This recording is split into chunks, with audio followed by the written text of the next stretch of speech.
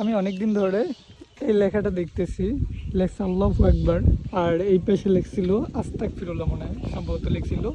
কাগজটা উঠেই ফেলাইছে। অনেকদিন ধরে আমি এই লেখাটা দেখতেছিলাম। তো যারা লাগিয়েছে সুন্দর একটা কাজ করছে, সেটা ইসলামের দৃষ্টিতে খুবই সুন্দর একটা কাজ।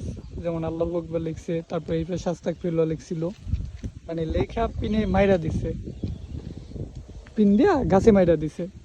তো কাজটা অনেক সুন্দর লাগছে, আমার কাছে ভালো লাগছে। কিন্তু এই জায়গায় একটা কথা আছে, গাছেরও তো জীবন আছে, তাই না? এটা কিন্তু মানে যদি দোষী দিয়া বাইরা দিত তাহলে ঠিক আছিল, কিন্তু কি করলো, গাছে পিন মেরা আটকে দিছে। তো গাছেও তো ব্যথা পাইতেছে, একদিকে সব কামাই করতে যেয়ে ভোট দেওয়া কামাই করতেছে। গাছের তো একটা জীবন আছে, সেটা তো বুঝতে হবে। তো গাছে পিন মেরা লাগানোটা আমি মনে করি না ঠিক। আপনারা কি মনে করেন জানি না। এমনি ঠিক আছে, লাগাইছে অনেক সুন্দর একটা জিনিস, যে দেখবে সেই পড়বে। আর যে লাগাইছে তারও সওয়াব হবে, যে পড়বে তারও সওয়াব হবে, তাই না? কিন্তু গাছে যে এইভাবে পিন দিয়ে লাগাইছে, তো গাছেরও তো একটা জীবন। তো এটা লাগাইলে কি কেমন হইলো, কেমন হইলো না বিষয়টা? মানে গাছেরও তো একটা বরদোয়া আছে, তাই না? গাছেও তো বরদোয়া দিতে পারে, কারণ ওরও তো জীবন আছে।